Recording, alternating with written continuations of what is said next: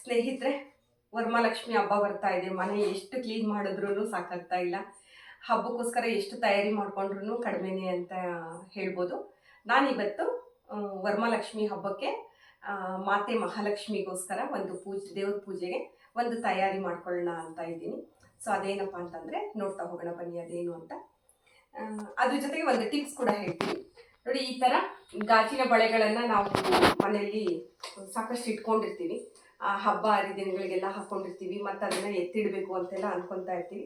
So ಅಂಥ ಟೈಮಲ್ಲಿ ನೋಡಿ, ಈ ಥರ ಡಬ್ಬಿಗಳಲ್ಲಿ ಹೀಗೆ ಗಾಜಿನ ಬಳೆಗಳನ್ನು ಹಾಕಿಟ್ಕೊಳ್ಳೋದ್ರಿಂದ ಅವು ಸುರಕ್ಷಿತವಾಗಿರ್ತವೆ, ಒಡೆದೋಗೋದಿಲ್ಲ. ಸೊ ಇದು ಒಂದು ಟಿಪ್ಸ್ ಎಲ್ಲರಿಗೂ.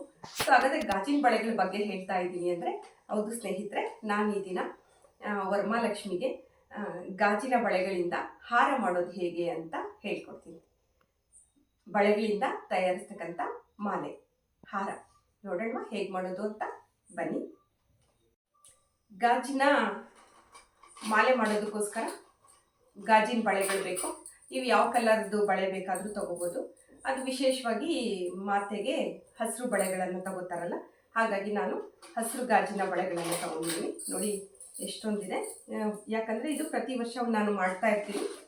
ಮಾಡಿ ಅದರ ಕೆಲಸ ಆದಮೇಲೆ ಎತ್ತಿಡ್ತಾ ಇರ್ತೀನಿ. ಹಾಗಾಗಿ ಇದರಲ್ಲಿ ಬಾಕ್ಸಲ್ಲಿ ಈ ಥರ ಎತ್ತಿಟ್ಕೊಂಡಿದ್ದೀನಿ. ಸೊ ಗಾಜಿನ ಬಳೆಗಳನ್ನು ಈ ಥರ ನಾವು ತಗೋಬೇಕಾಗತ್ತೆ. ಇದ್ರ ಜೊತೆಗೆ ನಮಗೆ ಮುಖ್ಯವಾಗಿ ನೆಕ್ಸ್ಟ್ ಬೇಕಾಗಿರ್ತಕ್ಕಂಥದ್ದು ಇದು ಸ್ನೇಹಿತರೆ, ಇದು ಬಿಳಿ ಉಲ್ಲನ್ ದಾರ. ಬಳೆ ಹಾರ ಮಾಡಲಿಕ್ಕೆ ನೋಡಿ, ಒಂದು ಉಲ್ಲನ್ ಕಲರು ನಿಮ್ಗೆ ಯಾವ್ದು ಇಷ್ಟ ಆಗುತ್ತೋ ಅದನ್ನು ತೊಗೊಳ್ಳಿ. ನಾನು ವೈಟ್ ತೊಗೊಂಡಿದ್ದೀನಿ. ಅದನ್ನು ಎರಡೆಳೆ ತೊಗೊಳ್ಳೋಣ, ಚೆನ್ನಾಗಿ ಕಾಣಿಸುತ್ತೆ ಹಾರದೊಳಗೆ. ಅದು ಎರಡೆಳೆ ಇದ್ದರೆ ಸುಮಾರು ನೋಡಿ, ನಾನೊಂದಿಷ್ಟು ತೊಗೋತಾ ಇದ್ದೀನಿ. ಸೊ ಇಷ್ಟನ್ನು ಕಟ್ ಮಾಡ್ಕೊಂಡ್ಬಿಡೋಣ. ಕತ್ರಿ ತೊಗೊಂಡ್ಬಿಟ್ಟು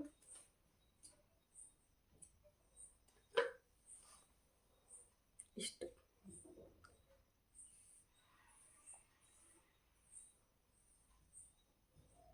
ನೋಡಿ. ಈ ಥರ ಮೊದಲಿಗೆ ಒಂದು ಬಳೆ ತೊಗೊಳ್ಳೋಣ.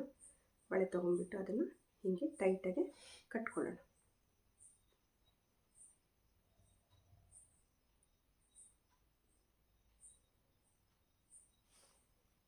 ಈ ಥರ ಗಟ್ಟಿಯಾಗಿ 2 ಗಂಟೆ ಹಾಕೊಂಡ್ಬಿಡೋಣ.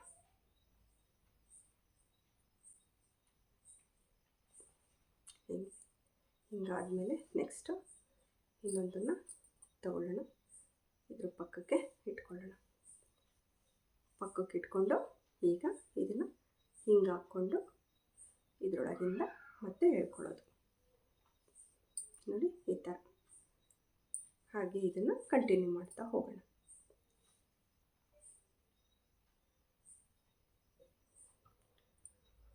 ವರಮಹಾಲಕ್ಷ್ಮಿ ಹಬ್ಬ ಬಂದಾಗ ಮನೆಯೆಲ್ಲ ಕ್ಲೀನ್ ಮಾಡ್ಕೊಳ್ಳೋದ್ರ ಜೊತೆಗೆ ಪೂಜೆ ತಯಾರಿ ಎಲ್ಲ ಮಾಡ್ಕೋಬೇಕು.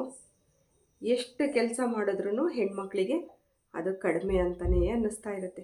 ಅದಕ್ಕೆ ಸ್ವಲ್ಪ ಫ್ರೀಯಾಗಿದ್ದಾಗ ಸ್ವಲ್ಪ ಈ ಥರ ತಯಾರಿಗಳನ್ನು ಮಾಡ್ಕೊಂಡ್ಬಿಟ್ರೆ ಹಬ್ಬದ ದಿನ ಸ್ವಲ್ಪ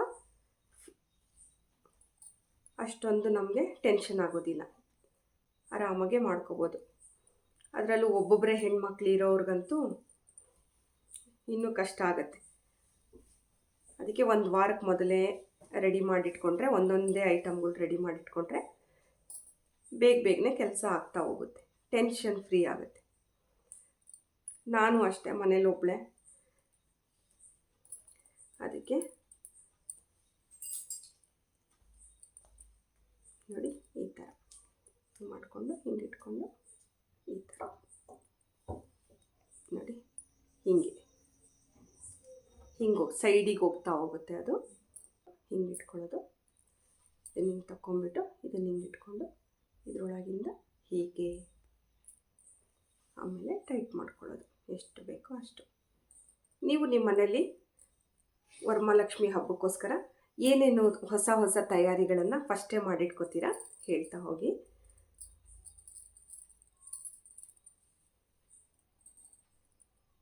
ಹಿಂಗೆ ಇಟ್ಕೊಂಡು ಇದನ್ನು ಹಿಂಗೆ ಕವರ್ ಮಾಡ್ಕೋಬೇಕು.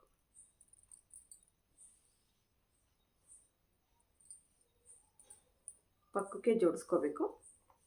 ಇದನ್ನೊಂದು ಸ್ವಲ್ಪ ಹಿಂಗೆ ಮಾಡಿಕೊಂಡು ಹಿಂಗೆ ಹೇಳ್ಕೋಬೇಕು.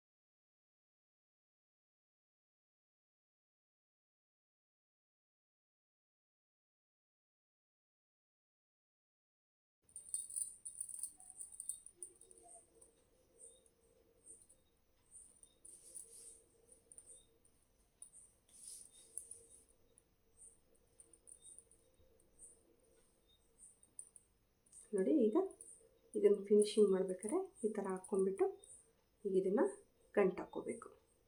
ಇದನ್ನು ಹಾಕ್ಕೋಬೇಕಾದ್ರೆ ನೋಡಿ ಇದನ್ನು ಹಿಂಗೆ ಇಟ್ಕೊಂಡ್ಬಿಟ್ಟು ಇದನ್ನು ಹಿಂಗೆ ಹಾಕ್ಕೊಂಡು ಇದರೊಳಗಿಂದ ಈ ಥರ ಎಳ್ಕೊಂಡು ಲಾಕ್ ಮಾಡಿಬಿಟ್ರೆ ಟೈಟ್ ಆಗುತ್ತೆ ಅದು. ಇನ್ನೂ ಒಂದು ಹಾಕ್ಕೊಳ್ಳಿ, ತಪ್ಪೇನಿಲ್ಲ. ಹಿಂಗೆ ಹಾಕ್ಕೊಂಡು ಇದರೊಳಗೆ ಹಾಸಿ ಇದನ್ನು ಹಿಂಗೆ ತೋರಿಸ್ಕೊಂಡ್ರೆ ಆಯಿತು. ಸೊ ಈಗ ಇದು ಲಾಕ್ ಆಯಿತು. ಈಗ ಇದನ್ನು ನೀಟಾಗಿ ಜೋಡಿಸ್ಕೊಳ್ಳೋಣ. ನೋಡಿ ಈ ಥರ.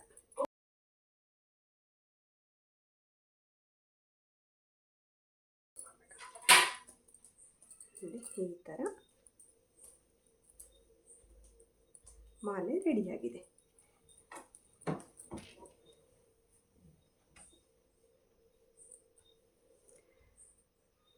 ವರಮಹಾಲಕ್ಷ್ಮಿ ಹಬ್ಬಕ್ಕೆ ಮಾತೆಗೆ ಬಳೆದು ಹಾರ ರೆಡಿ.